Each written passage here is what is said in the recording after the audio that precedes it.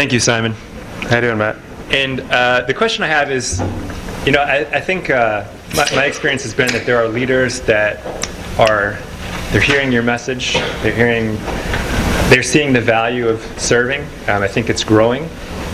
So there's people that want to make this shift, but they're challenged with this endless list of things to do and pressure to get their dopamine fix by performing.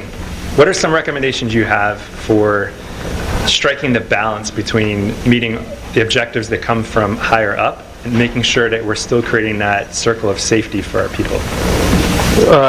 So the circle of safety is not just something that the people in the tribe need, it's something that everyone in the tribe needs. The leader needs it as well. And the best leaders will rise up and have the courage to lead if they feel safe themselves, right? The reason dictators put barbed wire up and are afraid of the people is because they don't trust the people, And the paranoia that the leaders have, and all dictators are incredibly paranoid, which is why they go kill all of their enemies, right? I'll tell you one quick story. Coincidence. So Johnny Bravo, who I talked about before, he was in Iraq right in 2003, and he had to go find a suitable runway to base the A-10s. And they literally just dropped him off in the middle of nowhere and on a runway by himself, and he's like waiting, hoping the army would be there, that and this group of soldiers came out and they were looking in a hangar, and all of a sudden this door pops open and a bunch of Iraqi pilots come out, with they don't realize that it's like they're not in danger. And so Johnny Bravo was talking to one of the officers. They said, how come you never launched any flights against us in the war? Like you guys didn't take off. Why didn't you? And the guy said Saddam wouldn't let us because he was too afraid that we would actually fly and bomb him. And that's the point, which is when the leader fears their own people, they're not going to have the courage to do the right thing. And so it's a delicate dance. There's a reciprocity. The reason we call them leaders is because they lead. They go first. It's a chronological thing. They have the courage to go first, because leaders might die first, which is why we give them first choice of mate, because in case they die first, we want their genes in the gene pool, right? So that's what the leader does. They go first, but they're not the only one. Others have to go with them and take risks with them, and they have to feel safe as well. I mean, I can tell you from my own experience, I wasn't able to grow as a person or a leader or even anything until I admitted to myself that I didn't have to know all the answers, and I didn't have to pretend that I do, and then admit that out loud. And as soon as you admit out loud that you don't know the answers, the people who do know the answers volunteer to help. When you pretend that you know all the answers, everybody thinks you know the answers, so they don't bother helping. It's not that they don't want to, they just don't think you need it. So for a leader to be able to say, here's what I can do, but here's what I can't do, and others rush in to help, the leader starts to feel safer as well, and it all grows together. The safer everybody feels, everything just grows. Thank you. Welcome. Thank you, Simon. One of the main takeaways I took was the idea around I do it because he would do it for me. Yeah. And I feel like this makes a lot of sense in the military sense where, they have like the crucible and trials, but Sure. How do you reinforce and create that setting in a company setting? Sure. So I use military examples only because the lessons are exaggerated, because it is literally life and death, right? But the lessons are the same, and our desire to feel safe and feel protected by the people with whom we work is universal. It just is more exaggerated. I mean, if you think about it, the way people describe their jobs, when you ask people, why do you stay in a bad job, why do you stay in an abusive job, or even why did you do that thing that was bad for the company but good for you, and people say the same thing, I got to survive. Not really. Like if you lose your job, death is not on the doorstep, But this is the way the human mind, our primitive brains, interpret everything, all the data that's coming into us. We assess all personalities and all things in terms of danger to us and what we can do to protect ourselves, which is why we align ourselves with allies, and it's all very normal. And so the lessons are the same, which is if you're willing to do, and you don't have to do big things. That's the amazing thing about this. Lots of little things add up. Big things create more danger, right? That's why when you bring in management consultants who are going to do a big change thing, everybody says, right? Because we don't like big change. But little change is easy, and it's non-threatening, and if it fails, it's no big deal. And so, for example, you don't have to commit yourself to losing your job and standing up for someone. That's not where you have to start. Where you start is when you go get yourself a cup of coffee, get somebody else a cup of coffee too. Like where it starts is like when you see someone rushing for the elevator, don't just go, actually like, you know? Like hold the door open to someone, say thank you to your barista, you know? This is the amazing thing about oxytocin. When you do nice things for people, this is the biology of pay it forward, right? Like I was walking down the streets of New York, and a person in front of me, like their backpack had opened and a whole bunch of papers fell out. And I didn't think anything of it. I just bent down, picked the papers, pointed them back, and pointed out that his bag had opened. And I did a nice thing for someone. I felt good. I got a little shot of oxytocin. The person who's the recipient of the act of generosity gets a shot of oxytocin. So he said thanks, and he felt good. I got to the end of the block, and there was somebody standing in front of me waiting to cross the street. And he turned around and said, I saw what you did back there. That was really cool. As it turns out, simply witnessing an act of generosity releases oxytocin. I promise you that guy did something nice for somebody that day simply because he saw me do something nice for somebody. So this is the biology of pay it forward, right? Oxytocin actually makes us more generous, right? So you don't have to do big things. You don't have to risk your career. But if you start doing these little things all over the place, don't say to somebody, hey, let me know if you need help. Just go help them, right? Because they'll say no, right? Little things like that, and you'll start to feel that reciprocity happen.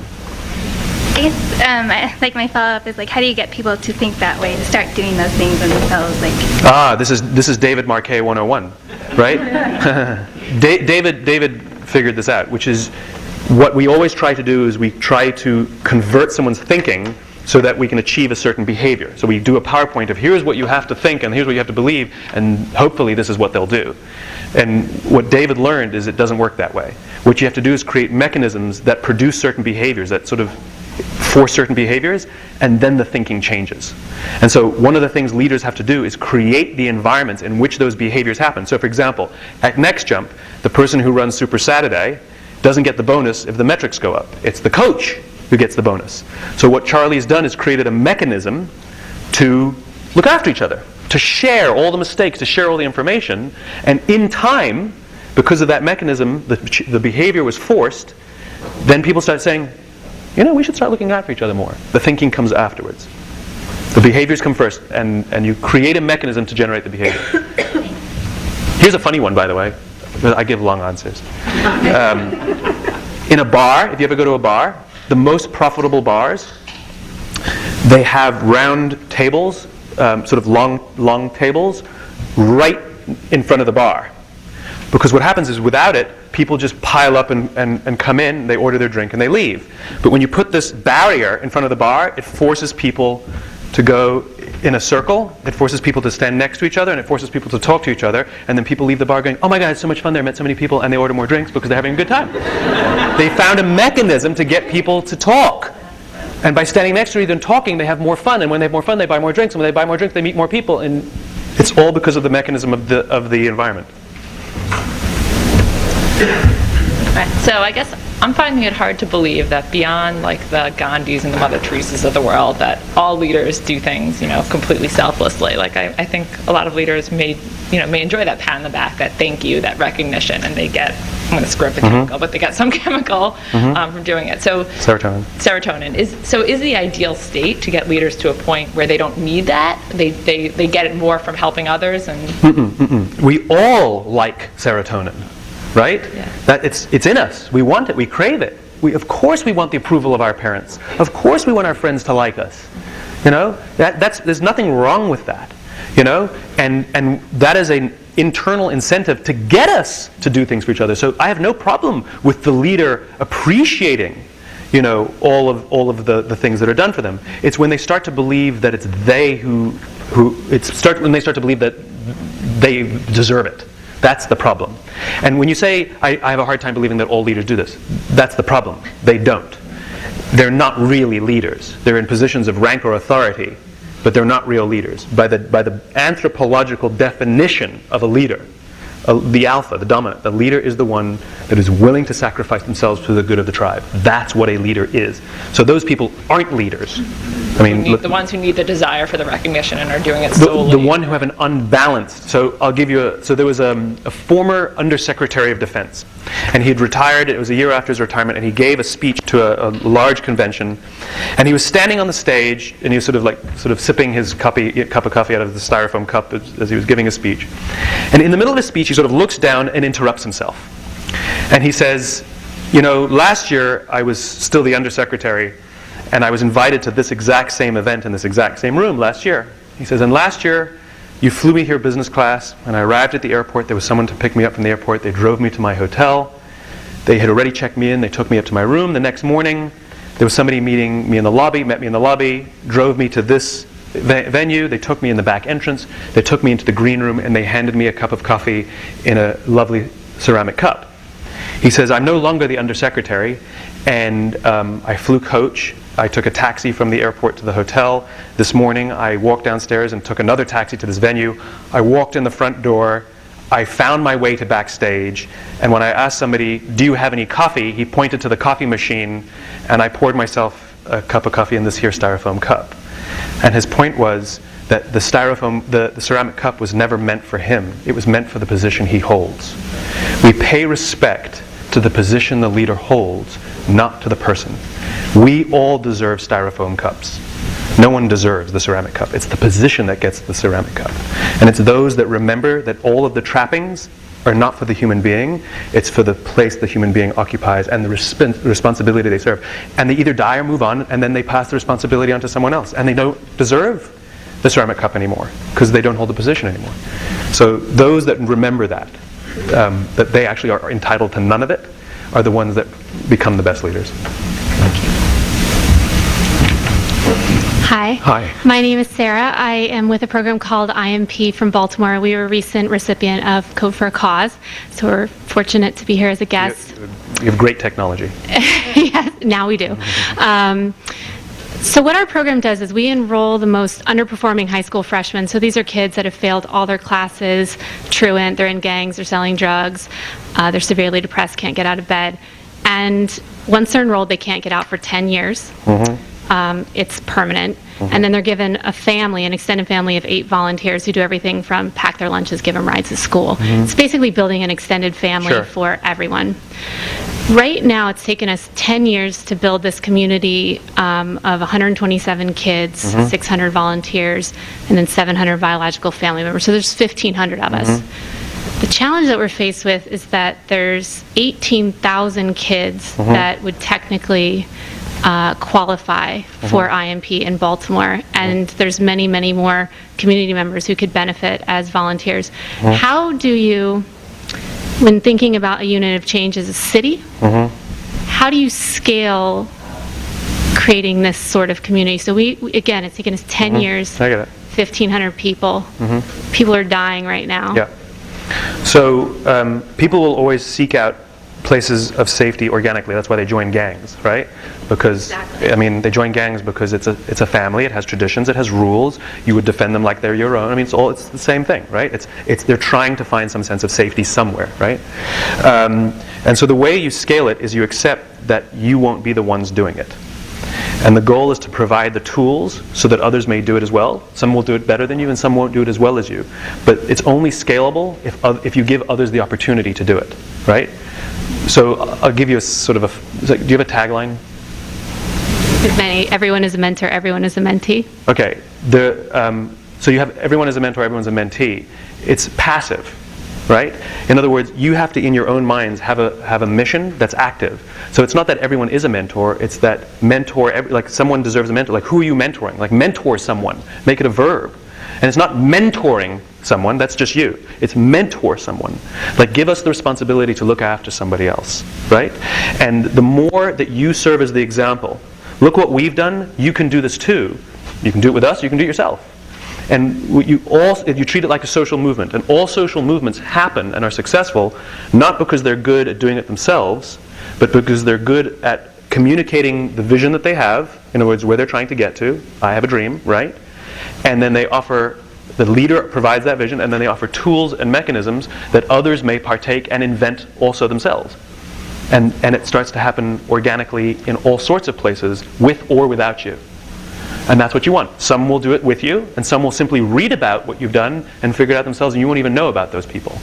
And so the more you can offer tools to empower others to do what you're trying to do, and accept that you may not even be the best at it, but you'll do your part to feed the system, then you give the opportunity for it to scale.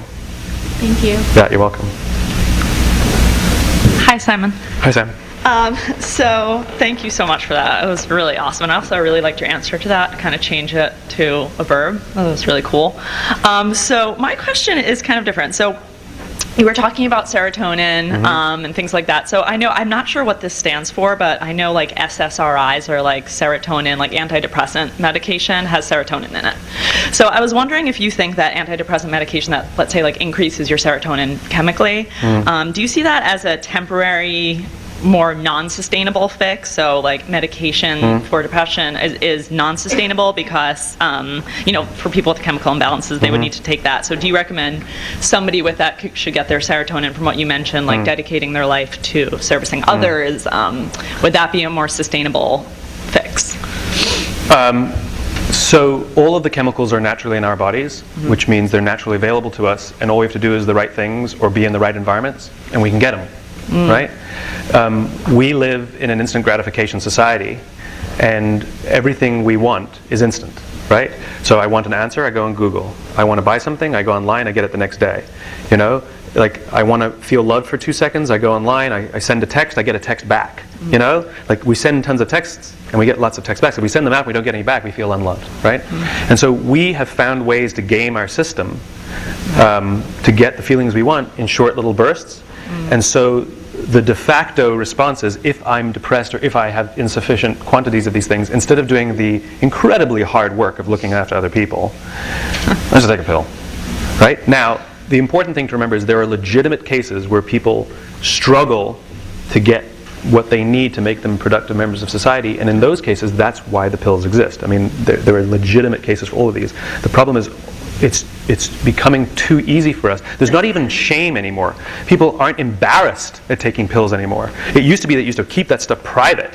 You know, you're like, oh yeah, I just take that every day. You know, it's like, you just said that out loud. You know, it's becoming socially acceptable to compensate for service with a pill. And it will have compounding effects over the course of time, because fundamentally you're still not happy. You know, again, there's nothing wrong to regulate something when there's a legitimate issue. Like there are legitimate cases of ADD and ADHD, legitimate cases. But just because you're distractible, you don't just immediately go on Ritalin. You know, try not taking your cell phone out with your friends for a week and see what happens. You know. Cool. Thank you. I have a question for you on measuring these chemicals and Blood professional environment, more or less. So my wife used to work at a company, and the situation got so bad that nobody pretty much trusted each other. She, at a party, took a slice of pie, put it on her desk, and went to a bathroom. Half of the slice was eaten by the time she came back, and nobody really realized that anything was going wrong except her. And eventually she left. But this group thing kind of, I guess, happened. So I was thinking about, how do you measure when companies are going in, getting into trouble with this kind of stuff, when people are panicking all the time, they don't trust each other. Sure. Well, this is one of the reasons that too many companies don't do these things that we're talking about, is because they are inherently hard to measure, right? It's dismissed as fluff or pie in the sky, not because it doesn't exist, it's because it's hard to measure, right? It's easy to measure numbers, and so we do it. And it's just by accident that happens to be the addictive chemical. It's not that they chose that. The best measurement is unfortunately a qualitative one, which is, how does it feel when you go to work? Do you feel safe? And if the answer is, yeah, I guess, then maybe there's some work to be done. When you hear people say, I like my job, that's rational, I like, I get paid well, I like the challenge, right? When you hear people say, I love my job, that's emotional. And that means I could probably make more money somewhere else. I work late hours, but I don't know, I love it here. So the metrics are qualitative. And most importantly, you can't hire a company to do an assessment of what they are. In other words, the way to really assess is that leadership needs to roam the halls, eyeball leadership. Generals visit the front lines, CEOs roam the halls.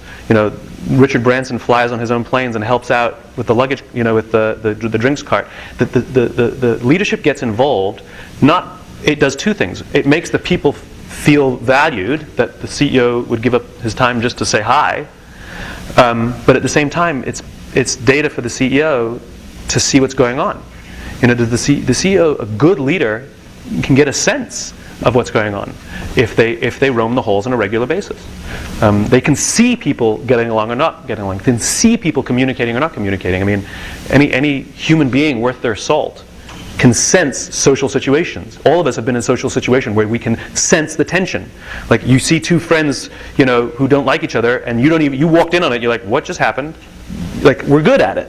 Like you don't have to be a genius to assess this stuff. We're naturally good at it. So it's our own assessments as well as leadership's physical involvement. Not, I read a report that says my people are happy. Physical involvement. And one other component, especially in large organizations, is good leaders have spies. Because they do. Because what happens is, as you get higher up in the rank, we want to make our alphas happy. We don't lie to them, we just want to give them the right answer. Right. And so it's very hard for leaders, especially in large organizations, to hear the truth, not because people are lying, they just don't give them the whole truth because they don't want to disappoint them or make them unhappy. So, And so good leaders have relationships left over from long ago, like maybe, you started together and one rose through the ranks quicker, but you still have a close friendship, and you called me like, tell me what's actually happening. So good leaders have spies. Yeah. Good leaders have spies. Awesome. Cool. Thanks. Hi, my question's on, I guess I'll take this out. I always have a problem with these mics, that they're not quite designed for me. I have a question around the ring that you had with all the danger and safety. I'm an entrepreneur, and the amount of danger that's constantly circling is immense. And I've constantly got this dilemma of how much do you share with the team what those sharks are, because if you want to build the trust, you want to be honest, you want to be transparent. At the same time, that fear that you were talking about that basically inhibits somebody from getting their job done because they have so much stress is non-productive. So what's the right balance as a leader? Sure. Between those two. So the responsibility of leadership is two things. One is you are responsible for how porous the circle is. You set the standards of who gets in, right? And the other thing is you decide how far to extend the perimeter. So bad leadership will make it easy to get in. Oh, you have an Harvard MBA? You're in. Oh my God, you have fantastic experience. You worked for our competitors. You're in. As opposed to, what kind of person are you? What's your character? Can we trust you? Are you like us? Do you believe what we believe? Are you inspired by our vision? Are you a giver? Should we let you in? It's like dating. It's like you don't go on one date. You be like, oh, you're cute. I'll marry you. You don't do that. Unfortunately, hiring should be a slow process like marriage. It's like dating. You don't cut to it. So that's the decision of the perimeter. And then, do you keep it around only the chosen few, or do you extend it out to everyone? Now, if it's a strong organization, you'll extend it out to the absolute perimeters, because when the people at the perimeters feel safe, they're more likely to invite customers in, et cetera, et cetera, et cetera. But in terms of sharing information, the more information you share, the more they will share. And if you create an environment where information is shared, not only does the collective intelligence rise dramatically, but then basically what you allow to happen is for other people to offer solutions, right? And sharing information shouldn't distract people from their work. It's saying, guys, here's the things we face. I'm not asking you to think about it, but if you have any ideas, I'd love to hear them. And what you'll find is they'll share their issues that they're facing, which they haven't been telling you because you don't tell them, and everybody keeps their little pocket of danger or pocket of opportunity to themselves. So sharing information is a very, very, very good thing. I'll just say, as a father, sure, sharing too much is not being a good father. because it puts so much burden on on your kids that they don't get to flourish and grow the right way. Well, I mean, what are you telling them? We're talking about stuff that you know that would benefit them or that they probably should know, right? And you don't have to do it all on the same day, Maybe you have a weekly meeting where you go around and say, what have you learned this week that would benefit someone? Or tell us what something that you went through that maybe everybody has to say something that what does Charlie do, what sucks and what sucks less, The point is there's a flow of information. It's not data dumps. It's a culture of sharing information, whether it happens formally or informally or both. So yeah, it's not like, here's everything you need to know, and by the way, we're going out of business. I think anybody who works in a small business is pretty aware that the dangers that threaten your survival are there every day. That's one of the reasons they join. They like that thrill. So if you equip them with information, they're more likely to be able to manage their own day and help each other. Hi, Simon. Thanks so much for your talk. I feel lucky to have these circles of safety, colleagues, friends, and above all, like a huge Indian family. I was wondering something you touched upon with kind of giving people your true time and energy. For you personally, how do you assess who those people are? How do you size people up and see really kind of do you give them that true time and energy? I mean, like anything, it's an imperfect science, right? There's a few factors. One is if they came through another friend.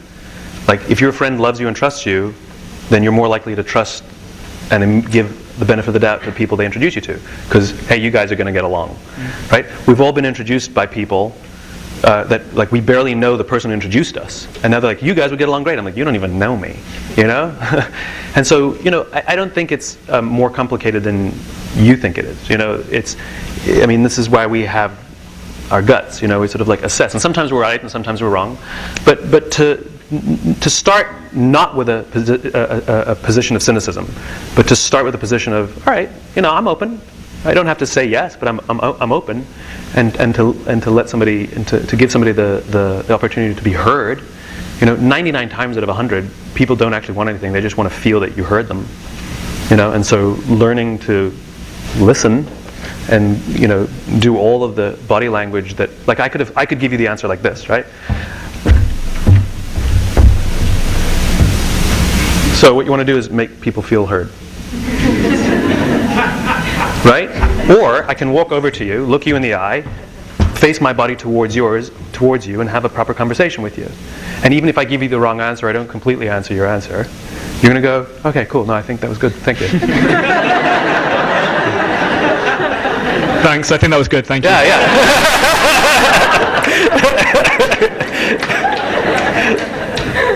See? Hi. So I took a few courses in college on like leadership theory and stuff. And so They're all lies. the topics that kind of dear to my heart, I guess. So I was wondering, how do you, or do you even, reconcile or compare your philosophies with like the more contemporary theories of leadership? Like maybe personality types or the predestined, like whatever. Like, are there personality types you think are more fit to lead, or do you think it's kind of an open form and anyone can do it? Leadership is a skill. Some have a natural capacity for it, some have to work very hard to develop it. Some people are born with the gift to play ball, and with a little hard work, they're amazing. Some people are okay in the talent division, but they work so hard, they can actually rise quite high in the ranks, right? Leadership is a skill like any other, and anyone has the choice to learn it or not. That's all it is. It requires tremendous amounts of work, and like I said, it comes at a great expense. Leadership is not a reward to do less. It's a responsibility to do more. Unfortunately, it's parenting. You don't have a child until you're ready to commit to that lifestyle. Leadership is exactly the same. And so I have no issues with any of these sort of personality types. And that's stylistic. There are great leaders who are quiet, and there's great leaders who are loud. There's bad leaders who are quiet, and there's bad leaders who are loud. There's great leaders who are aggressive, and there's great leaders who are passive. There's bad leaders. Those are stylistic, and those have no bearing on the quality of the leader whatsoever. Those things will be like do I want to work with this leader? But it may, Steve Jobs was a bastard, but he got great things out of people. Great leader. Not a nice guy, great people, great leader, Jim Senegal from Costco, total opposite personality of Steve Jobs, equally good leader. People who like that rough, aggressive, push me are going to love working for Steve Jobs. People who want a little more kumbaya, are going to love working for Jim Senegal. Not better or worse, different. So true leadership, the response, like good parents and bad parents. There's no such thing as a good parent always looks like this. Fundamentally, we accept that a good parent is somebody who puts their child's safety before their own. Pretty much everything else is up for grabs. So all that stuff is academic, quite frankly. Okay. Fair enough. Thank you. You're welcome.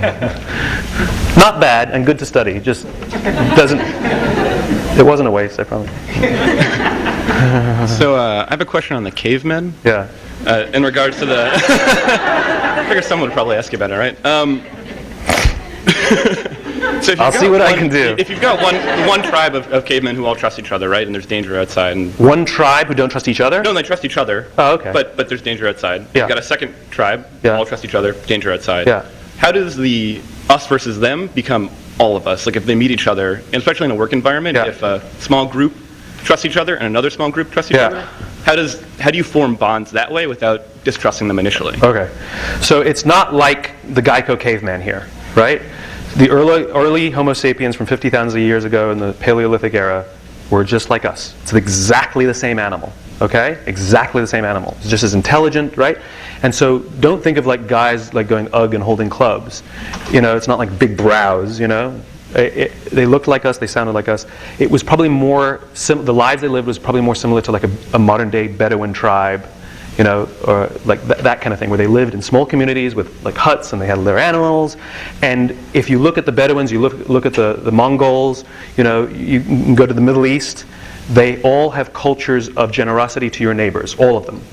Even in the Middle East, you kill someone in battle, but if they happen to show up as your guest, you always pay them respect. Always.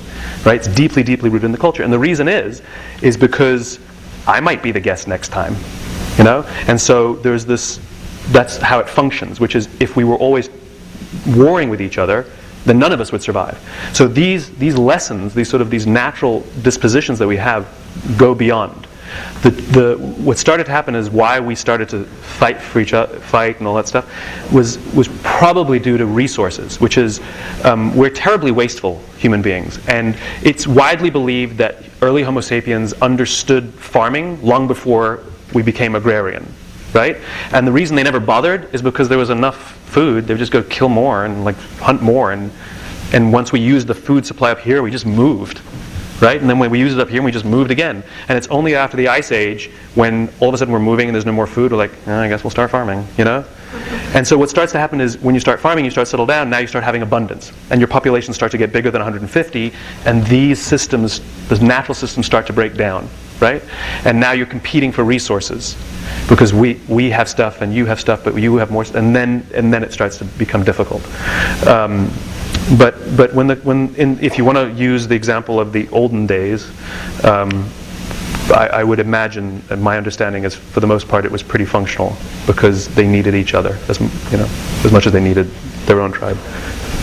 Okay. Just like modern Bedouins. Yeah, I mean, I was kind of like that as a reference in work. Yeah. If you don't trust other groups outside, how do you build that trust in an organization? Outside your company, silos? Yeah, like between two organizations. Oh, I mean, there's no problem. I mean, so I guess there's two answers. Internally, if what you want to do is foster competition with, not competition against, which is, it's okay to have our internal tribes, like the engineers hang out with the engineers, the marketers hang out with the marketers, like that's okay, as long as you realize that we're working together for the common cause, like we're in it together. That's okay, that internal stuff, that's fun, right? It's when we start pitting against each other that it becomes dangerous. And the most successful companies, the ones that are obsessed with this, they have a sense of abundance. In other words, there's enough for everyone. Right? There's enough for us and there's enough for our competitors. We don't need to steal stuff from our competitors. We just need to worry about ourselves. And the best organizations tend to ignore they're not trying to kill their competition. They're just trying to make themselves better. And if that means that somebody's weak and they die, well, that's their problem. poor companies, I'll say this is terribly out of turn. It's off the record, right? Kind of? Ish? All right, so, all right, whatever. So I spoke at an education thingy for Microsoft. And I would say a good 70% of the presentations by the senior executives were how to beat Apple. That was their obsession. How to get our computers in the classroom and beat Apple. I also spoke at an education summit for Apple. And they never mentioned their competition once. The only thing they talked about was how to make teachers better and how to teach students more. And if you go to the Microsoft education website, 50% off, 20% off, sale. If you go to the Apple education website, it's pictures of children learning. In other words, Microsoft was obsessed with beating Apple, and Apple didn't give a shit. They were too busy trying to help kids. Guess who's winning? Thank you. Yeah. And by the way, they wish Microsoft every bit of luck. They have nothing against them. If Microsoft does well and it helps kids, they think it's great. They really are fine with it. So you know Next Jump pretty well, as I'm sure. I'm just curious what you think the number one thing is we could be doing better. Bottle of champagne.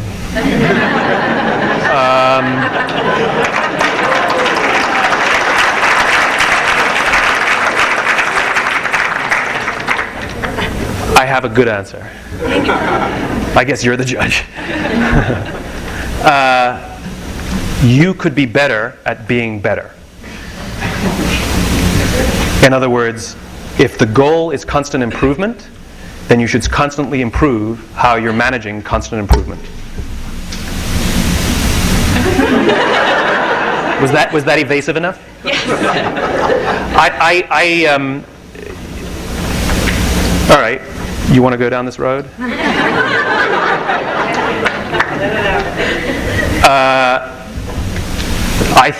I may not get invited back. I think that what could be done better is two things, and you're both responsible, right? For Charlie to listen more, and for you to speak up more. In other words, Charlie wants nothing more than to do the right thing for you guys. It's an obsession, right? And sometimes it comes across as aggressive, and this is what we're going to do, and it's good for you guys. And sometimes you guys believe in it, and sometimes you're cynical, and sometimes you're not. And sometimes you're proven wrong, like, wow, we went through this, and it really was good. But I think that it's not his responsibility to look after you. It's everyone's responsibility to look after each other. And to wait for Charlie to come up with all the ideas, the problem is he'll keep coming up with ideas.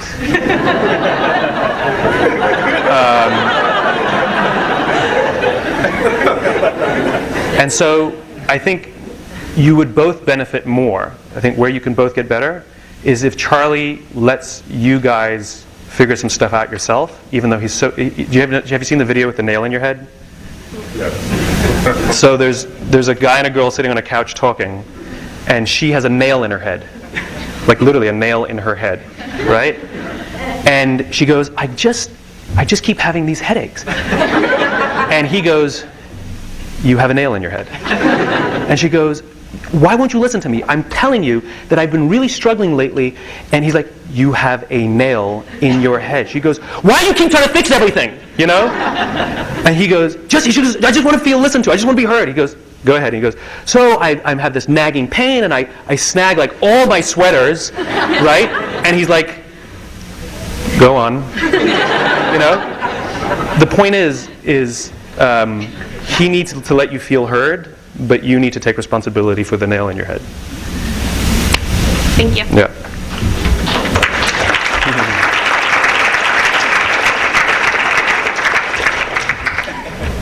Hey Simon, that's a pretty tough question to follow, but I was going to ask about what happens in a society when you have multiple leaders, or we talk about having a whole organization full of leaders. How do leaders manage their interactions with each other, as opposed to with the followers or with the group? Sure. So that's what bureaucracy is, right? Bureaucracy is not necessarily a bad thing. It's only when it's dysfunctional that it's a bad thing, that they're more obsessed with the rules than why the rules were invented in the first place, right?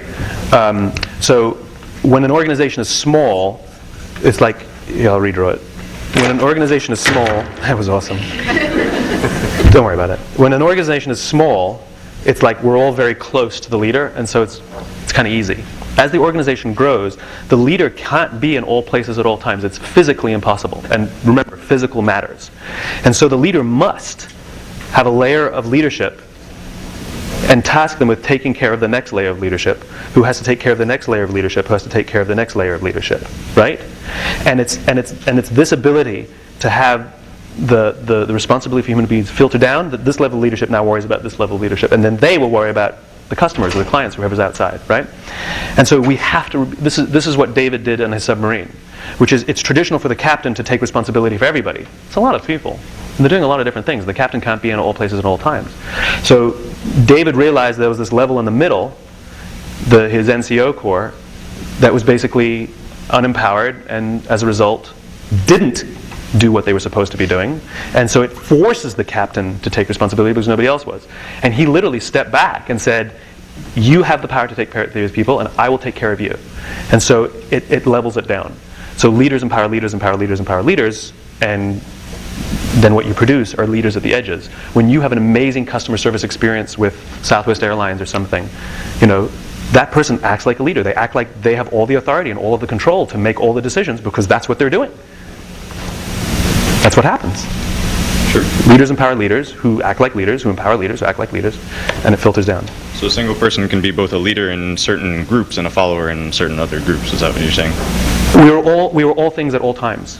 A leader follows their people. That's what their job is, to be responsible to them, and the followers will follow their leader, and we're all followers and we're all leaders.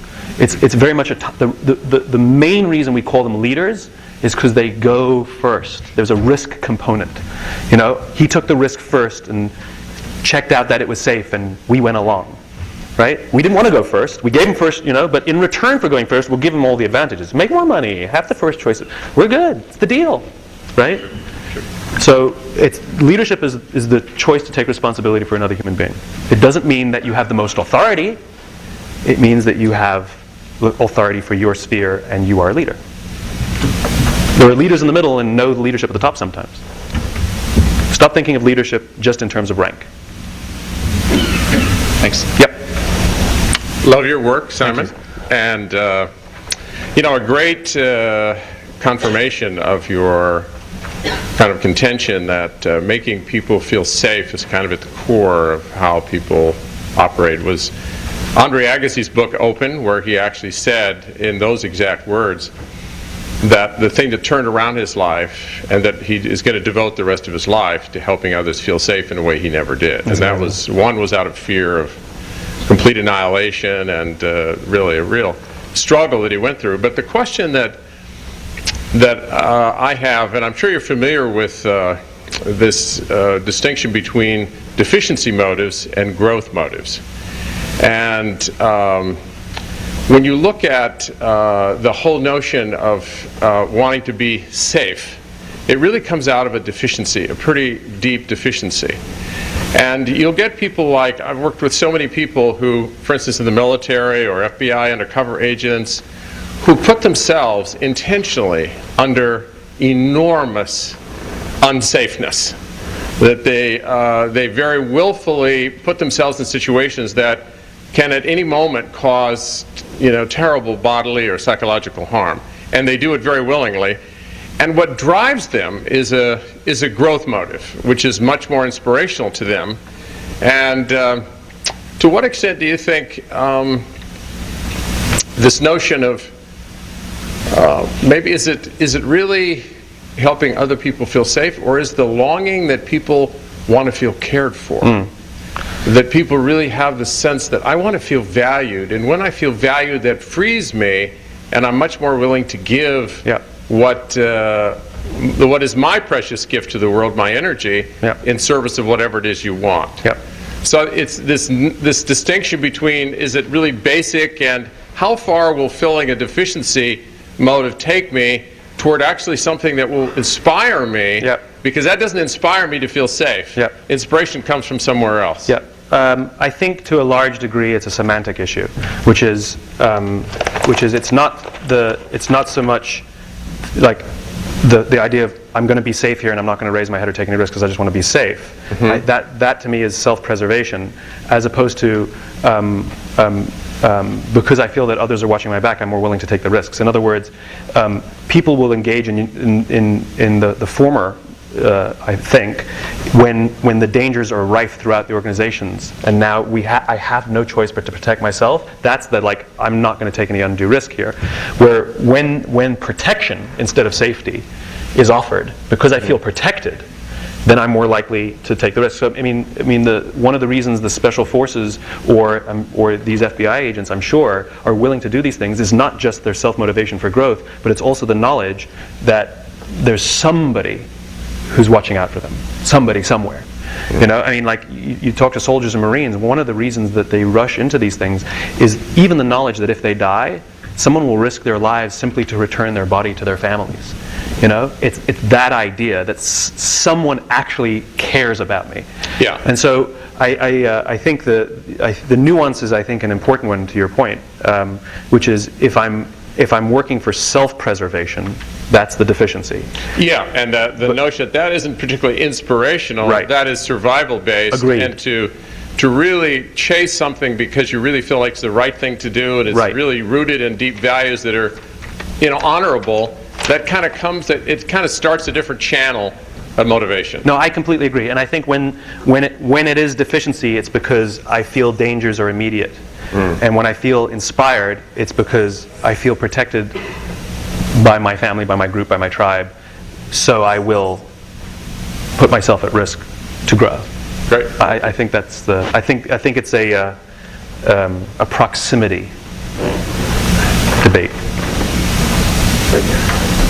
Hi. How do you communicate to your leader that he's not doing the right thing for the business? And by the way, I do not work for Next Jump, and and my boss is not here.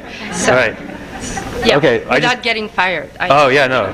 Well, I can't promise you that you're not going to get fired. Yeah. Usually, this is why we like to unionize. There's safety in numbers, right? Meaning that. One of the reasons to have circles of safety is because fundamentally, as we talked about before, though a leader may have authority over an individual, the leader works for the group. And this is why we can rise up and have even dictators thrown out, right? It's because fundamentally, leaders work for us. And so if you're going to do it without consulting with anybody, you put yourself at tremendous risk. Like, I admire your courage, but tremendous risk. When you talk to people about, guys, this is bad, we should do something about it, people are like, I don't know, don't be so stupid, and if you have at least one person who says, I got your back, and then you speak up, and the boss comes down hard on you, and somebody else says, wait, she has a point. And there's some research that's been done on this, like how to deal with unproductive bosses, like bad bosses. And what you find is when the people agree that the boss is not going to protect us, so we'll look after each other, the boss actually comes around and actually becomes, like, their influence becomes squashed, right? But it does take a leadership capacity, that willingness to go first, to stand up. Now, on a very, very practical level, we just learned this. There's three things you need to include in any confrontation. Just do this really, really quickly, right? You have to have all three. We've gamed it out. If you only have any two, it does not work. It doesn't matter the order, but you have to have all three, right? For any confrontation. One, you have to say how you feel. Two, you have to say the specific reason you feel that way. I'll give you an example in a moment. And three, you have to say the impact. Again, you must have all three. And they must be specific, right? So I felt dismissed and sort of felt like you didn't care about me when you showed up late to the meeting on Thursday. And if I keep feeling this way, my fear is that the work will ultimately suffer because I'll stop caring. So you have how I feel, the specific thing. You can't say, I get offended because you always show up late. It's not specific. It has to be how I feel, the specific reason that caused that feeling, and the impact that it'll have. And you find that the response generally is one where somebody is more likely to take responsibility. It's kind of amazing, actually, how well it works. Okay. So you can have a confrontation with him, but include all those things. Thank you. You're welcome. And prepare it in advance. Don't wing it. Hey, hi, Simon. So my question is a little related to what Jim asked. So in the circle of safety, or like when you feel safe and happy, like I feel that there is sometimes this level of complacency which sets in, or you feel just happy and satisfied but not going ahead. At the same time, like what you shared with like Charlie's experience is, if the thing is, like, Charlie always steps in and has ideas, and for the rest of the it's like, okay, we'll be satisfied and like we'll just wait, right? So it's kind of complacency which sets in. Right. But how do you try and avoid that? So all the chemicals matter, right? So when you live in some hippie community, free love, lot of oxytocin, hugging, right? But nobody has any goals and nobody's getting anything done. Over the course of time, people start to feel like insecure. Like we have to get things done. Like we're not getting anything done, right? And so you can take as many yoga classes and go to as many gurus as you want. You'll still feel like a loser, right? Like that doesn't work. But at the same time, when all you do is get things done and all you do is achieve, and you don't make time to look after others and let them look after you, then the same thing happens, which is you've amassed all this success and yet you don't feel successful. It's about balance, right? It's about balance. So having aggressive goals and things like that is fine. And as long as the space, and this is sort of the question that sort of overlaps with what Jim was saying, which is the safety, if it's obsessive and there's no consequences, and the consequences don't have to be you get fired, but the consequences can be you let us down. Like, you let us down, Like, the responsibility is to make sure you do your job, not for yourself and not for Charlie, but for the people in your team. And you can't, if you guys have to get something done, you cannot let them down. That's what it's. But you're right. If it's overly protective, like an overly protective parent, then you're like, I'm not going to bother because I'm just going to do it anyway, right? You're 100% right. Thank you. I think that's Jim's point about safety versus protection. Yeah. Last one? Okay, last one. Thank you. So my question is really around the size of the circle, and to some extent around the terms of what the protection or the safety means. Because imagine for the moment there are two populations in your group. You've got the small number of people who you have total confidence in, and it's very easy to offer them the safety. But then there's another that can and should, and perhaps with your help, can be successful members of the team, but you're not sure. And so the risk, if you make it too small, you actually can increase the anxiety in that second population. But if you make it too large, the possibility that you chose somebody you shouldn't have goes up. And presumably you're setting the terms of this safety relatively strictly because you have to live by it. So how do you think about striking that balance appropriately and managing? So the question is inherently difficult because it's an inherent paradox. We are at all times individuals and members of multiple groups, always. And at all times we are confronted with decisions that we're supposed to look after ourselves and be individuals and self-interest, and at the same time we're confronted with doing right, our families, our churches, our friends and sports teams, like whatever. We're members of multiple groups and we're individuals at all times. And so it's the responsibility of leadership to ensure that every person in the organization feels that the organization would go to bat for them, that the leaders would go for bat for them, and that our people come first, right?